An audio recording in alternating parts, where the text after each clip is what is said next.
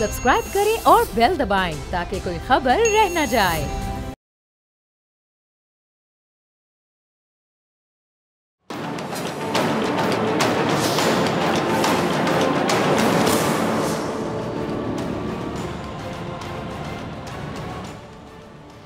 अस्सलामुअलैकुम, मैं हूं डॉक्टर फ़िज़ा खान और मैं हूं पाकिस्तान। कश्मीरी शायर फ़रहाद अहमद की गुमशुदगी वाले मामले का जो ड्रॉप सिन हो गया, मैं ज़रा आपके साथ शेयर करती हूं। कहते हैं ना, एक खोदा पहाड़ निकला चूहा। इस मामले पर आप देख लें कि सोशल मीडिया पर तुंगड़े हैं, उन्होंने बाकायदा एक तूफ़ान मचाया हुआ था और इस मामले की आड़ में अपना झूठ का चूरन मंजन बेचकर खुद नफरतें, इंतशार और गलत फहमियाँ फैलाने की बाकायदा तरकीबें थीं। लेकिन आज इस्लामाबाद हाई कोर्ट में होने वाली समाअत ने इन सब की उम्मीदों पर कहते हैं कि पानी ही फेर दिया। समाअत में अटॉर्नी जनरल मंसूर आवान ने जस्टिस मोहसिन अख्तर कियानी को रिपोर्ट पेश की कि शायर फरहाद अली इस वक्त दीर कोट आज़ाद कश्मीर पुलिस की तहवील में है, जिसे आज अगर देखा जाए मोरखा 29 मई को कोहाला जाते हुए गिरफ्तार किया गया। इस हवाले से जो FIR दर्ज की गई है उसकी कुछ डिटेल्स मैं ज़रा आपके साथ शेयर कर देती हूँ ताकि इन्हें भी पता चल जाए कि असल मामला है क्या। अच्छा, FIR के मुताबिक फरहाद अली जो है वो सफ़ेद कलर का कैरी डब्बा था जिसमें साथियों के साथ सवार था, कोहाला से आज़ाद कश्मीर जाते हुए गिरफ्तार हो गया। अच्छा, उन्हें जब कोहाला पुल पर पुलिस ने रोका तो फरहाद अली ने पुलिस एहलकारों के साथ बदतमीज़ी की, तल्ख कलामी की, जिस पर हुआ क्या जी, पुलिस उन्हें थाने ले गई। शनाख्त पे पता चला कि मुलजिम फरहाद अली आज़ाद कश्मीर में हालिया एहतजाजी मुजाहरों में सोशल मीडिया के ज़रिए इश्तियाल दिलाने के तहत दहशतगर्दी के मुकदमात में मतलूब है, जिस पर उसे गिरफ्तार कर लिया गया। और इस तरह कह लें कि ये जो नाम नेहा दानिश्वर हैं, सोशल मीडिया के गालम गलोच और प्रोपेगेंडा ब्रिगेड है, उसकी उम्मीदों पे एकदम से पानी फिर गया। अच्छा, पिछले 3-4 दिन से आपको पता है कि इस मुकदमे का सोशल मीडिया पर बड़ा चर्चा किया जा रहा था, क्योंकि जस्टिस मोहसिन अख्तर कियानी की जानिब से जो हसास रियासती इदारे हैं और उनके जो एहलकार हैं उनके बारे में रिमार्क्स खूब वायरल किए गए, जिनमें उन्होंने रियासती इदारों की जो परफॉर्मेंस है, कारकर्दगी, उस पर सवाल उठाए और लापता अफराद को बुनियाद बनाकर रियासती इदारों पर इल्ज़ाम तराशी की गई, जिसकी भरपूर मीडिया कवरेज भी करवाई गई। अब ये सब कुछ इत्तफाकी था या किसी सोचे समझे मंसूबे का हिस्सा, इसका पता मेरे ख्याल से आहिस्ता आहिस्ता लोगों को चलना शुरू हो गया है। लेकिन सहाफ़त के जो स्टूडेंट्स हैं उनके तौर पर बहुत से लोग जो हैं वो एक सवाल उठा रहे हैं कि जी, लापता अफराद में ज़्यादा तादाद उन लोगों की है जो खुद रूपोश होते हैं। क्या फ़रहाद अली आज़ाद कश्मीर हंगामों में अपनी मुमकिन गिरफ्तारी के डर से रूपोश हुए? हालात नॉर्मल होने के बाद अब उनका अपने आबाई इलाके जाने का मकसद जो था वो था क्या? और सबसे बढ़कर सबसे आम सवाल तो ये बनता है ना कि जी, अदलिया के जो मोअज़्ज़िज़ जज साहिबान हैं, जो अहम ओहदों पर बैठे हैं, उन्होंने बगैर किसी सबूत के रियासती इदारों पर इल्ज़ाम तराशी आखिर की क्यों? क्या मोअज़्ज़िज़ जज साहिबान को इख्तियार भी हासिल है कि वो रिमार्क्स के नाम पर किसी भी कौमी सलामती के इदारों पर कोई भी संगीन और बेबुनियाद इल्ज़ाम लगाएं? अब ऐसे इल्ज़ाम जिनसे इन इदारों की तज़ीक का पहलू निकलता हो, और सबसे बढ़कर ये कि क्या ऐसे जो इल्ज़ामात हैं उसे पाकिस्तानी अदलिया का दुनिया में वक़ार बढ़ेगा या कम होगा? ये सवालात हैं। वैसे इस वक्त जो अदालती दर्जा बंदी, उसमें पाकिस्तान की अदलिया का नंबर आपको पता है 142 में से 130वां है, और मुकदमात की जो आप देख लें कि बैकलॉग की बात अगर मैं करूँ तो इस वक्त लाखों लाख जो मुकदमात हैं वो अभी भी ज़ेरे। तो क्या हमारी अदलिया अवामी मामलात के हल पर भी हम कह सकते हैं कि दिलचस्पी लेगी, जिससे उसका वक़ारी कीमतों पर बुलंद होगा, या फिर ऐसे जो सियासी नौइयत के मुकदमात हैं उनमें हम उलझे रहेंगे, जिससे लोगों को अदालत और जज साहिबान दोनों के किरदार पर उंगली उठाने का मौका मिलेगा, जो कि बिल्कुल सही नहीं मिलना चाहिए। अच्छा जी, प्रोग्राम में मेरे साथ मेहमान मौजूद हैं, शौकत बसरा साहब और अली गौहर बलोच साहब। इन दोनों की तरफ चलते हैं जी। बहुत से अहम मामलात हैं जिन पर बात करनी, और आज हमने देखा कि जी खावर मानिका वाला मामला भी आपके सामने आया। शौकत बसरा साहब से मेरे ख्याल से यहीं से मैं शुरुआत करती हूँ, क्योंकि अदलिया के हवाले से बात हो रही है। बसरा साहब, मैं आपकी तरफ सबसे पहले आना चाहूँगी, अली गौर साहब फिर मैं आपकी तरफ आती हूँ। बसरा साहब, आज तो सबसे पहले मैं जानना चाहूँगी कि खावर मानिका साहब के साथ क्या हुआ?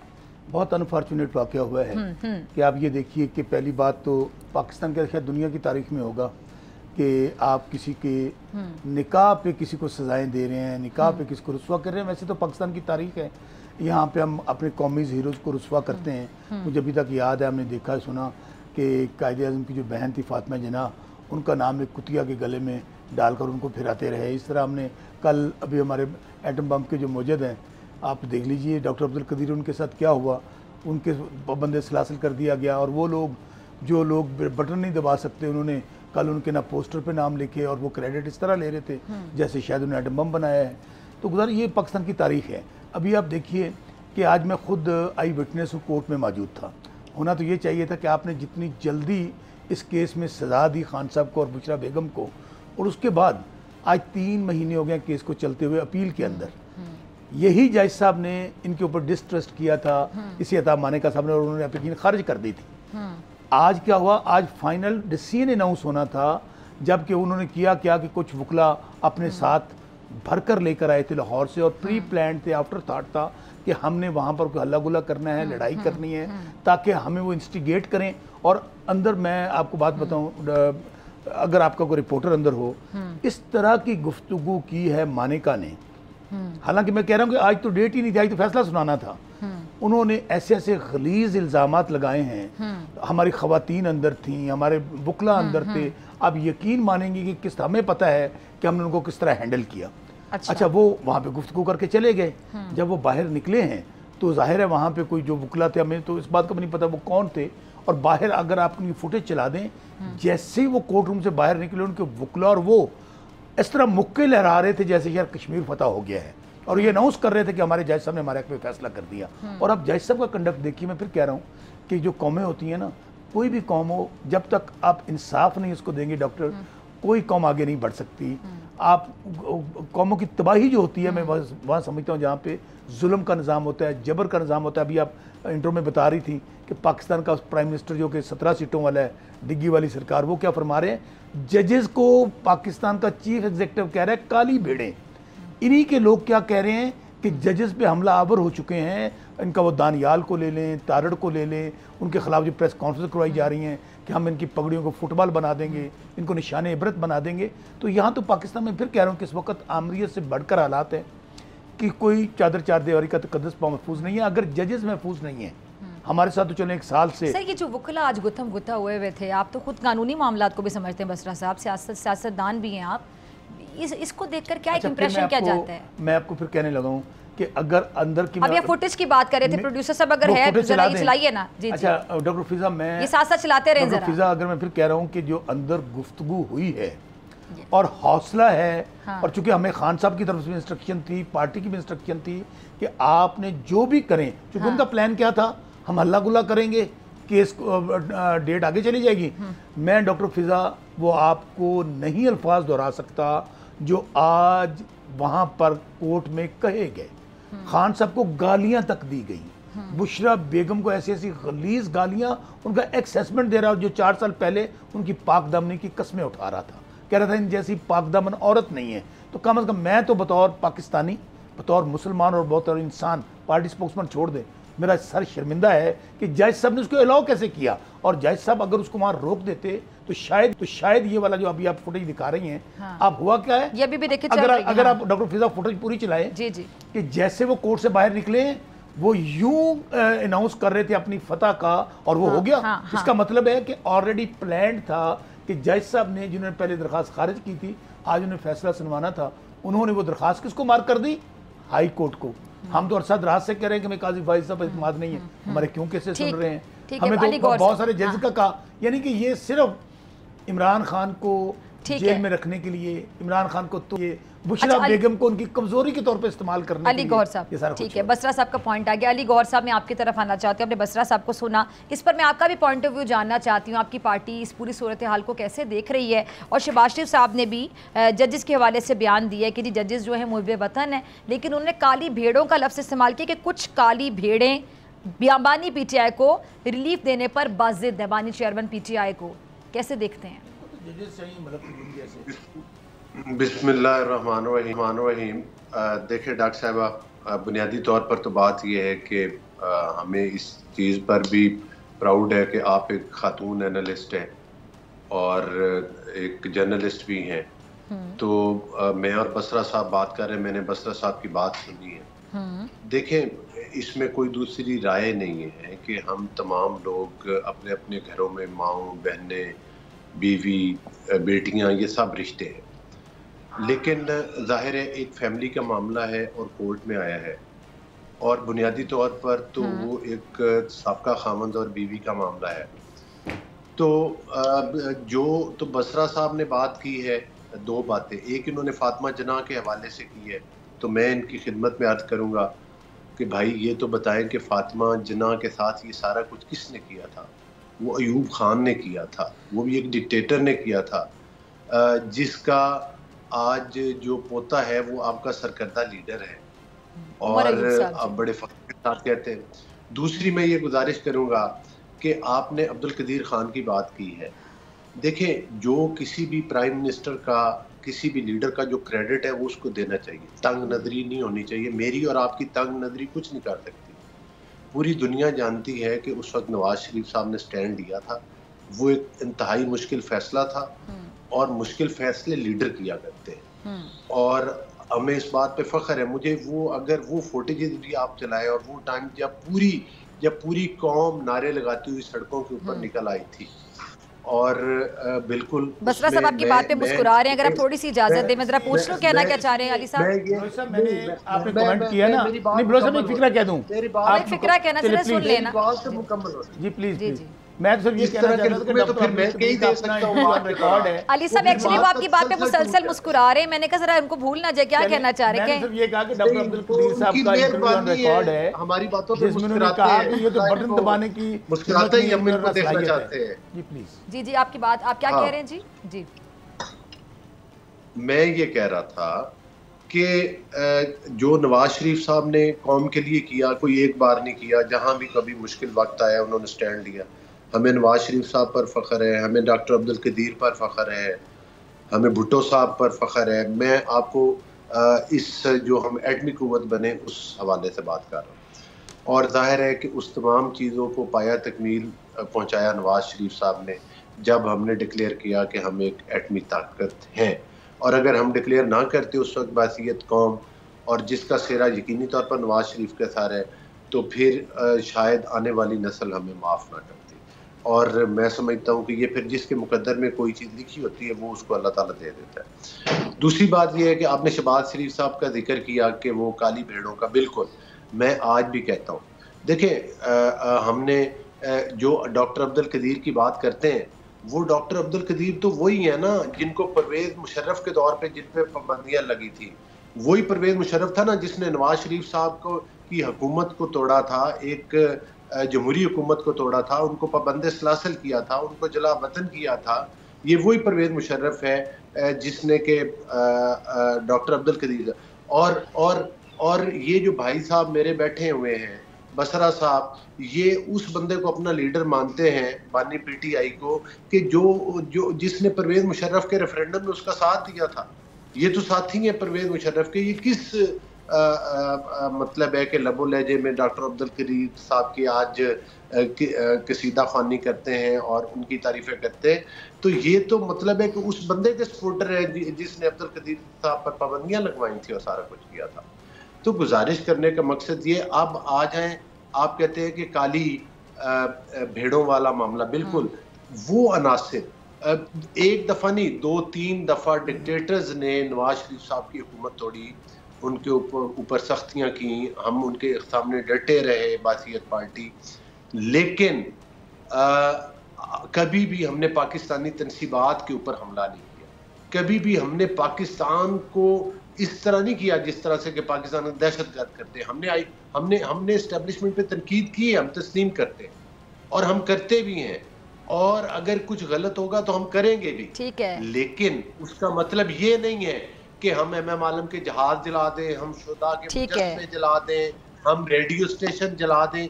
आखिर में मैं आपको सिर्फ ये गुजारिश करूंगा, मानेका साहब की बात की, जी जी। मुझे ये भी मैं कोर्ट में नहीं था, लेकिन मुझे ये पता चला है कि प्री प्लान पीटीआई की खवातीन ने भरपूर गालम गलोच की, थप्पड़ मारे, बोतलें फेंकी। उसका जिक्र बसरा साहब क्यों नहीं कर रहे? बसरा साहब कह रहे हैं मैं खुद वहाँ पे मौजूद था।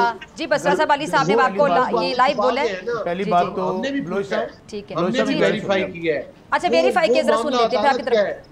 अच्छा वेरीफाई क्या किया जी, बताइए जी। अली गौर साहब, आपने कहा आपने वेरीफाई किए, आप क्या खबर दे रहे हैं जरा बताइएगा, फिर आपका मौकिफ लेके मैं डराती हूं। मैं ये कह रहा हूँ ये जो खवातीन के बारे से बात कर रहे हैं ना, बदतमीजी की उन्होंने, केस तो खावर मानेका साहब ने किया है ना, ठीक है। और खावर मानेका साहब ने, अगर कोई मियां बीवी के बेशुमार लोगों के अदालतों में केस जाते हैं, हम उस बात पे नहीं करते, वो अदालत जाने, उनका मामला जाने। लेकिन मैं ये कहता हूँ कि आज ये रिपोर्ट मिली है कि खावर मानेका के ऊपर औरतों ने थप्पड़ उनको मारे, हाँ। उनको पानी की बोतलें मारी गई, ठीक है। उनको गंदी गालियां दी गई खावर मानेका साहब को, इनकी खवातीन जो पीटीआई की प्री प्लान उधर जाहिर है खवातीन के साथ जब इस तरह की बात हो तो एक बंदा चलिए ठीक है, मैं इनका पॉइंट ऑफ व्यू जान लेती हूँ। अली गौर साहब आपका पॉइंट आ गया। जी जी बसरा साहब, आप तो खुद वहाँ पे मौजूद थे। पहली बात तो ये है कि ने भी इतनी गालम गलोच किया। आई विटनेस हूँ, तमाम कैमराज वहाँ पे लगे हुए हैं, उसकी फुटेज मौजूद है, इसको कहीं को सबके सामने चला दें।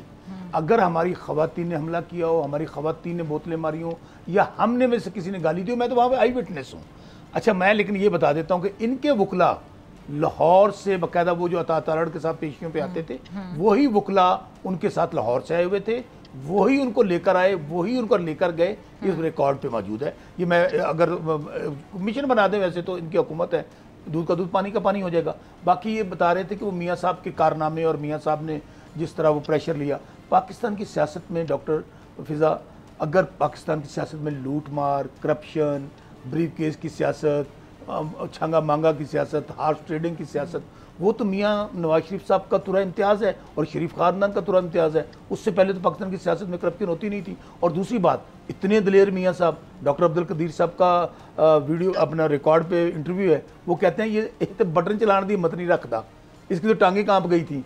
तो हकाइक को हमें दुरुस्त रखना चाहिए। और कल आप देखें, लेकिन एक बात वो कहते हैं, अब वो धड़ल्ले से कहते हैं, जिस पर आप लोगों के ऊपर भी सवालिया निशान तो है ना। नवाज शरीफ साहब ने भी कहा, जब उन्होंने बात की खिताब की, उन्होंने कहा कि जी हम 28 मई वाले हैं जी, और आप लोग 9 मई वाले हैं। अब 9 मई का एक दाग तो है ना आपके ऊपर, मैं अभी बता देता हूँ। 28 मई और 9 मई को भी बता देता हूँ। तो फिर वो मियाँ नवाज, कल इन्होंने अवाम के खून पसीने की कमाई से जो टैक्सेस देते हैं, इन्होंने इश्तिहारात छापे, आप देख लीजिए ना, कहीं पे डॉक्टर अब्दुल कदीर साहब का नाम लिखा हो, जिस बंदे ने अपनी जवानी जाया कर दी और जिसने ये एटम बम बनाया।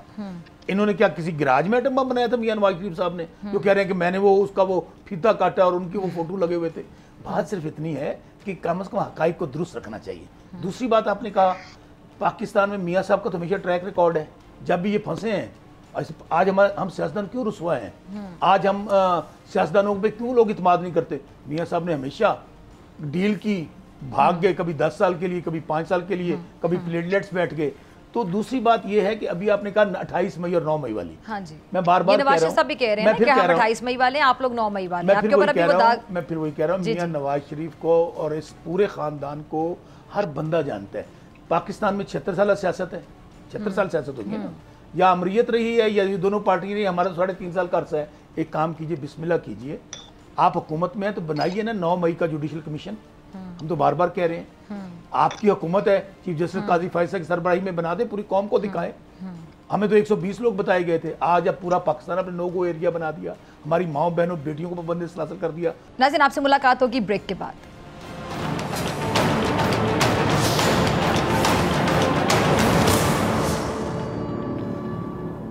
वेलकम बैक नाजरीन। सर, यहाँ पे जजेस पे किसी को एतबार नहीं है। आपके हक में फैसला आता है, आपके हक में कोई फैसला आता है तो ये इनकी पार्टी कह देती है कि ये वाले तो जजेस ठीक नहीं है, उनके आपके खिलाफ आता है तो आप लोग कहते हैं ये कॉम्प्रोमाइज हो गए। यहाँ पे जज साहिबान के जो किरदार उनको मशकूक बना दिया गया सियासतदानों की जानिब से। एक चीज़ पे मुझे भी बड़ा एतराज़ होता है कि चलें ठीक है, आप लोगों को एतमाद नहीं है, जो कि ये भी गलत बात है, लेकिन जजेस की किरदार कुछ शुरू कर दी जाती है। जो जज आपके खिलाफ फैसला देता है उसकी आप फैमिली, उनके घर की औरतों के पीछे पड़ जाते हैं, उनकी तस्वीर के साथ क्या क्या कुछ करके सोशल मीडिया पर किस किस्म के नाम रखे जाते हैं, मीठा मीठा हप हप, कड़वा कड़वा थू थू। और ये सिर्फ आपकी पार्टी नहीं, मैं नून लीग आपसे भी ये बात कहना चाह रही हूँ अली गौर साहब, मतलब जजेस के खिलाफ एकदम से इतनी मतलब तकारीर शुरू कर दी जाती। हिस्ट्री बिल्कुल स्ट्रेट रहनी चाहिए। अच्छा मियां, अभी आज कल की बात है, पाकिस्तान हिस्ट्री यानी ये है कि जिसके हक में फैसला आ जाए तो वो बेहतरीन जज है, अगर खिलाफ आ जाए तो भाई इस जज ने तो गलत कर दिया। हम तो 3.5 साल वाले हमारे खाते में डालें, बनाए बनाए 2014 से, बनाए 1947 से, बनाए 2018 से। दूसरी बात, अब साकिब निसार साहब का नाम लिया कल नवाज शरीफ साहब ने, उन्होंने कहा कि साकिब निसार का फैसला रद्दी की टोकरी में फेंक दिया गया है। नहीं, उन्होंने कहा ये तो ऑडियो वीडियो के माहिर हैं। नहीं, आज मेरी बात तो सुन, लेकिन आपके फेवरेट है ना। मैं अच्छा, हमारी कोई जज किसी पार्टी का फेवरेट बन जाता है क्यों? दूसरा उसमें तंकीद करता है क्यों? जजेस को भी मुतनाज़े बना दिया जाता है। बात का जो आप मेरा पॉइंट समझे, जजेस को मुतनाज़े, मैं उनसे भी कह रही हूं, उनसे भी इस पे बात करूंगी। नहीं, सुन तो ले। आज हमें कहा गया, अब जस्टिस काजी फैसला के पीछे पड़ी हुई है अपनी पार्टी। हमें कहा गया कि जनरल बाजवा, जनरल फैज, साकिब निसार में लेकर आए, ये कहते हैं ना हिम्मत करना, काम पे क्यों टांग रही हैं? बनाए आप कमीशन, बुलाए जिन फैज को साकम साहब। और खान साहब तो ये भी बता रहे हैं, वो जो जेल से उनके बयान जो आ रहे हैं, ये जो एक्सक्लूसिव इंटरव्यू था मेहदी हसन को, कह रहे हैं जी मुझे हटाने की वाहिद वजह जनरल बाजवा ही हैं। हाँ, इसमें कोई शक है? अभी आपको और एक्सटेंशन के ये सब कुछ एक्सटेंशन के लिए किया गया था भाई। अभी तो आपका मुझे अब एक पॉइंट समझ नहीं आता। एक मिनट ठहरे, आप भी एक मिनट। अली साहब मैं आपकी तरफ आती हूँ, सिर्फ एक पॉइंट। अली साहब मैं आपकी तरफ आ रही हूँ, मुझे सिर्फ इतना बता दें बसरा साहब, मुझे मैं आपको जवाब देने का मौका, आप तब से बात ही कर रहे हैं, आप मुझे सिर्फ इतना बता दें, अभी आप जनरल रिटायर्ड परवेज़ मुशर्रफ साहब पर खुलकर तनकीद कर रहे थे, वो भी कर रहे थे, खैर वो कर रहे थे। उसके बाद फिर जनरल बाजवा साहब का नाम अभी भी इमरान खान साहब ले रहे हैं, बानी चेयरमैन PTI। फिर आप लोग डील भी उन्हीं लोगों से करना चाहते हैं, आप लोग डील के लिए उधर देखते हैं, आप कहते हैं मैं सियासी जमातों के साथ नहीं बैठना, फिर उधर से आपको क्लियर जवाब मिलता है कि सियासी जमातों से डील करें ना। डीलर और सियासतदान में फर्क होता है। डीलर मैं पॉइंट ये समझना चाह रही हूँ कि आप लोग पिछले 1-1.5 साल से किसके खिलाफ जंग कर रहे हैं, सोशल मीडिया पे आपकी तस्वीर पे क्या क्या बातें कर, हाँ, फिर आप उन्हीं से डील चाहते हैं जिनके खिलाफ आपने ये तबले जंग बजाया हुआ है, जिनके खिलाफ आप जंग कर रहे हैं इतने अरसे से। अच्छा, मुझे ये दोहरा बयान में तो क्या है? डॉक्टर फिजा ने मुझे बुलाया है, जी प्लीज प्लीज, सवाल ही आपने करते रहना, जवाब नहीं लेना। चलिए आप जवाब मेरा ले लें। जी जी, अब आप खुल के जवाब। हम डीलर नहीं है इनकी तरह जो हमारे मुखालिफ हैं, हम सियासतदान हैं। ठीक है, मैं फिर कह रहा हूँ सियासतदानों से बात करें, फिर आप बोल पड़ती हैं दरमियान में, एक तो थोड़ा बड़ा मसला है सियासतदानों से। अच्छा, फिर कोई बात, केड़े सियासतदान, इनकी क्या हैसियत है, इनकी क्या औकात है?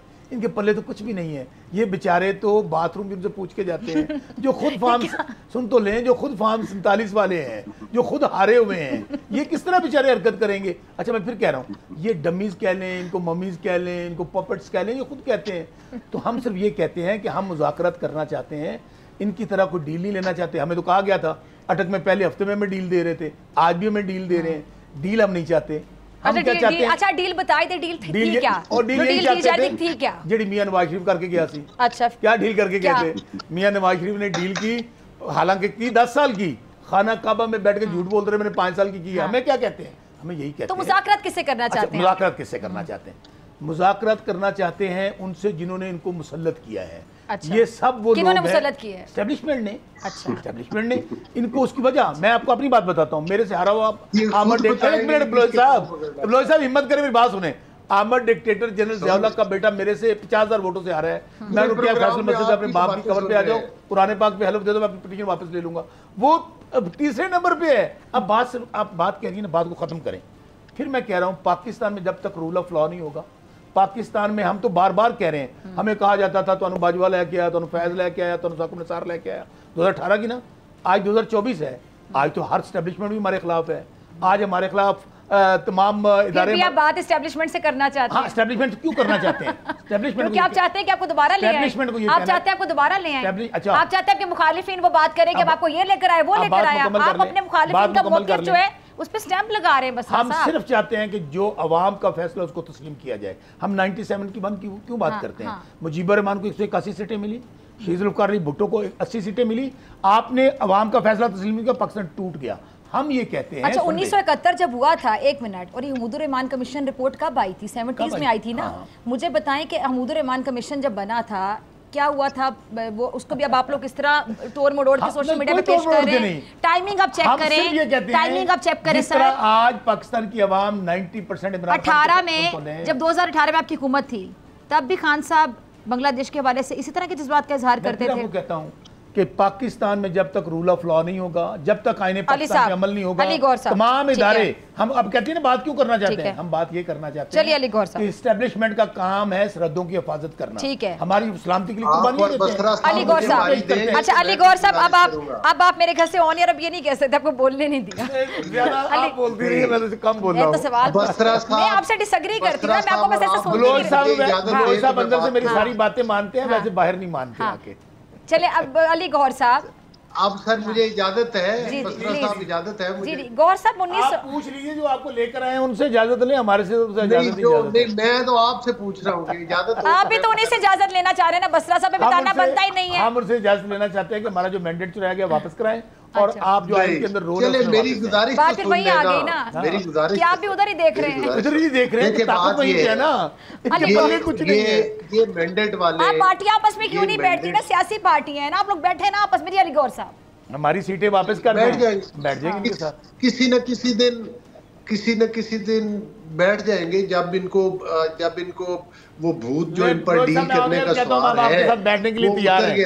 साढ़े सीटा वापस कर दियो। ठीक है, बसरा साहब ने ऐलान कर दिया है कि पीटीआई वाले नून लीग के साथ बैठने के लिए तैयार हैं। हमारी सीटें वापस कर दें। लेकिन राना साहब कहते हैं सीटें वापस कर दें तो हम जेल में जब बैठेंगे तो सीटों पर अगर आपकी बनती हुई तो जरूर वापस कर दें। आपके पास टोटल 17 सीटें हैं बलोच साहब, हमने 80 अपीलें दायर की हैं। आप ऐसे करें सबको फैसल मसले दे हैं, कुरान पाक पे हलफ दे दें, हम फिर भी मान लेंगे। मुझे पता है कि आपसे सच बर्दाश्त नहीं है, लिहाजा आप मुझे बात करें। तो मुझे इस पे कोई इतराज नहीं, आप बोलते रहे। जी प्लीज अली। देखिए मैं ये गुजारिश कर रहा हूँ बलोच साहब मेरे भाई हैं, वो खुद मुतासर हैं बेचारे, क्या बात बताएं, वो खुद मुतासर है। जी बसरा साहब आप बोल लीजिए, मैं खामोश। नहीं अली गौर साहब प्लीज कंटिन्यू। देखिए आखिरी 4 से 5 मिनट कंप्लीट करें। देखिए गुजारिश ये है कि ये मैंडेट की बात करते हैं। पहली बात तो ये है 2013 से लेकर इनका रिकॉर्ड निकाल के देख लें, ये एक नहीं, इनके पीछे कई लोग हैं जिन्होंने इनके अंदर इस गुब्बारे में हवा भरी और इस गुब्बारे को फुलाया। और ये आए ही बजरिया एस्टेब्लिशमेंट थे, आज मुज़ाकरात भी एस्टेब्लिशमेंट से करना चाहते हैं। 2018 का इलेक्शन चोरी करके इनको जब मुसल्लत किया गया था, उसके बाद ये खुद इनका लीडर मानता रहा है कि भाई मेरे तो जो इजलास होते थे उसमें लोग भेजे जाते थे, बुलाए जाते थे। वो खुद कहता था कि जनाब मेरा तो कोई इख्तियार नहीं है, फलां का इख्तियार है। वो खुद कहता रहा कि मैं पूरी ज़िंदगी के लिए एक्सटेंशन देने के लिए तैयार हूँ, खुदा के लिए मुझे घर मत भेजें। तो इससे बड़ा वादे सबूत तो कोई नहीं है कि ये लोग किस तरीके से आए। फिर ये बार बार कहते हैं 3.5 साल की हुकूमत, भाई 13वां-14वां साल तो केपीके में आपको हो गया है। 3.5-4 साल पूरा सूबा हमारे साथ है, आपको एक सीट नहीं मिली। मेरी गुजारिश सुने ना, पंजाब जो है वो आप 3.5 साल उधर भी आपने हुकूमत की, मरकज में भी। अगर मियां नवाज शरीफ अब सच सुने, आप बोलते रहे, मैं खामोशी सुनता रहा हूँ, लेकिन चलिए सर आखिरी 2 मिनट है, जल्दी से अली गौर साहब आखिरी मिनट चल रहे हैं प्रोग्राम के, जरा जल्दी से कंप्लीट करें। मैं वही कह रहा हूँ ना, मैं वही कह रहा हूँ कि ये वोट चोर है। इन वोट चोरों को कल मुल्तान में की आवाम ने सर वो आपको वोट चोर कह रहे हैं, आप इनको वोट चोर कह रहे हैं, सब एक चोर कह रहे हैं, ऐसे मुल्क आगे कैसे चलेगा? लोग सब जुडिशियल कमीशन बना दें, हुकूमत है आपकी, मियां नवाज शरीफ साहब वो कहीं लेटर लिखे चीफ जस्टिस को डस्का में वोट चोरी करते हुए रंगे हाथ। ये आप लोगों ने बैठने, आप लोग, मैं आपको ऐलान कहती हूँ, आप लोग इकट्ठे बैठ के तो आधा घंटा भी मीटिंग नहीं चलनी, 5 या 10 मिनट बाद ये सब कुछ स्टार्ट हो जाएगा। आप लोग अभी बैठने की बातें कर रहे थे, अब आप उनको चोर कह रहे हैं, उनको चोर कह रहे हैं। अगर ये इतने पॉपुलर है तो मुल्तान में इलेक्शन कल क्यों हार गए? वो भी इनसे पूछ ले, कहेंगे धांधली होगी। फॉर्म 47 है भाई साहब, हमारा चैलेंज है, इनसे चैलेंज है, ईवीएम का सिस्टम लगा दें, कल इलेक्शन करवा दें, गाड़ियां सब ईमानदार जब्त हो जाएंगी। केपीके में भी आप धांधली के जरिए जीते हैं, इसलिए तो मौलाना फजल रहमान कहते हैं अरबों रुपए में सौदे हुए हैं। जावेद लतीफ कहते हैं आपकी सहूलतकारी कहीं ना कहीं से होती रही है, आपकी सहूलतकारी कहीं ना कहीं से होती रही है। Good to see you, Mercedes में बिठा के लाएं, यही सहूलतकारियां जिस वजह से आपको अदालतों के जरिए प्रॉपर अभी तक सजाएं नहीं मिल सकी। इन दहशतगर्दों की सहूलतकारी बंद हो, इन वोट चोरों की सहूलतकारी बंद हो, इन वो 6-6 कैरेट की अंगूठियां मांगने वालों की और पूरा पंजाब बेचने वालों की सहूलतकारी बंद हो तो पाकिस्तान में अमन हो। जुडिशियल कमीशन बना दो, 2 ऑफर है आपके पास। भाई जुडिशियल कमीशन आपने 2013 के इलेक्शन पर भी बनाया था, क्या रिजल्ट निकला था? 1971 के हवाले से जो प्रोपेगेंडा किया जा रहा है सोशल मीडिया पे, वो भी आपके सामने है।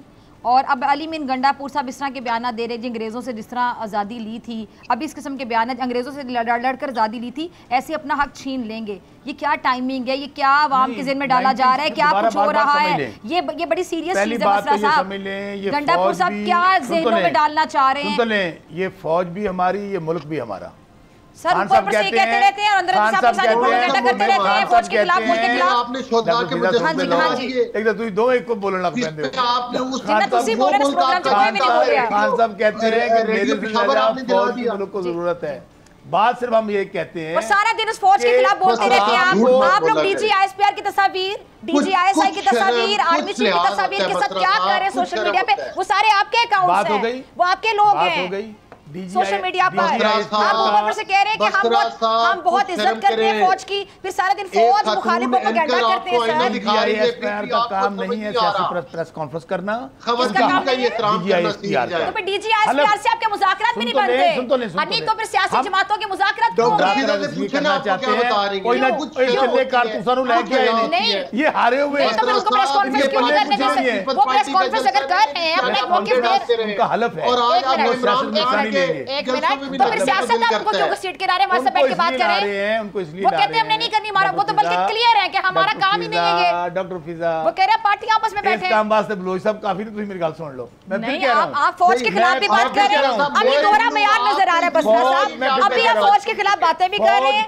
यही आप लोग सोशल मीडिया पे कर रहे हैं, साथ साथ कह रहे हैं फौज बीमारी मुल्क सरहदों की हिफाजत करना करते हैं अल्हम्दुलिल्लाह हिफाजत। अल्हम्दुलिल्लाह फौज जिस दिन सियासत से मुदाखलत खत्म कर देगी, मैं समझता हूं तो सियासत में आप खुद खींच के ला रहे हैं ना, आप कह रहे हैं हमसे बात करें, वो कह रहे हैं हम क्यों करें? हम इसलिए उनसे कहना चाहते हैं, बल्कि कह रहे हैं हम क्यों अच्छा हम करें? बात क्या करना चाहते हैं? हम ये नवाज शरीफ में डील करना चाहते हैं, बात सुनो, ये नवाज शरीफ क्यों मर रहे हैं आप लोग बात करने के लिए? क्या करना क्या चाहते हैं? डील उनको कहना चाहते हैं, क्या कहना चाहते हैं? वो तो सारा दिन कहते रहते हैं, वो तो अभी भी कह रहे हैं, अभी भी आप कह रहे हैं ना वो टीवी पे, हम उनको कहना चाहते हैं, अभी भी कह रहे हैं, सोशल मीडिया पे सारे दिन कहते हैं जो आपका रोल है वापस चले जाएं, अदलिया अपना काम करे, पार्लियामेंट अपना काम करे, और पाकिस्तान में ये 76 साल से ये जो काम चल रहा है, इनू लै वो तो इनू कट दो, इनू अब वास्ता पड़ा टक्कर के आदमी से, उसका नाम है इमरान खान। फिर आप लोग अच्छा इमरान खान डील नहीं कर रहा, इमरान खान झुक नहीं रहा, अच्छा इमरान खान टूट नहीं रहा, तो अब हमारे खिलाफ 200 मुकदमे दर्ज हो गए। आप अगर ऐसा चाहते हैं,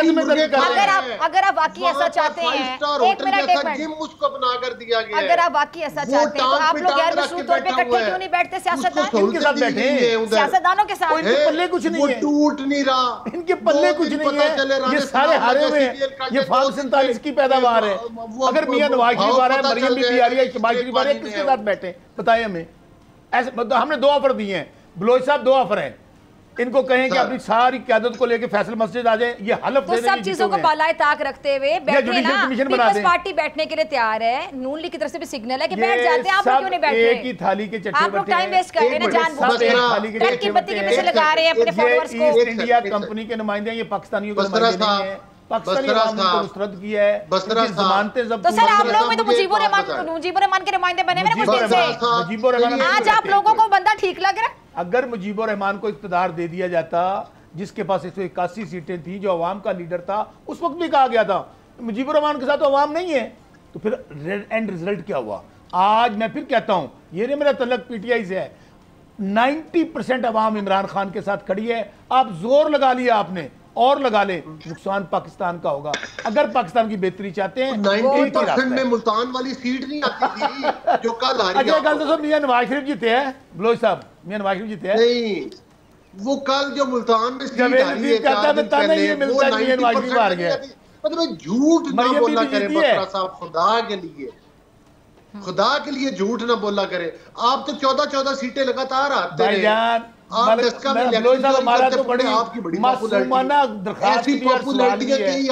हम हार गए हैं तो आपको जुडिशियल कमीशन बनाने में क्या एतराज है? अगर हम हार गए तो आगे फैसल मस्जिद में कुरान पाक पे हम फिर भी मान लेंगे।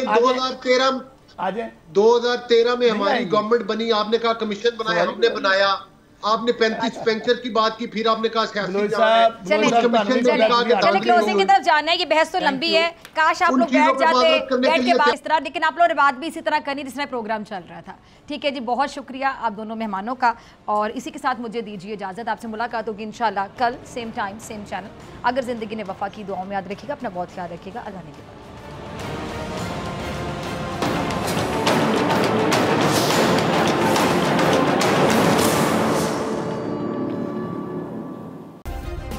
सब्सक्राइब करें और बेल दबाएं ताकि कोई खबर रह न जाए।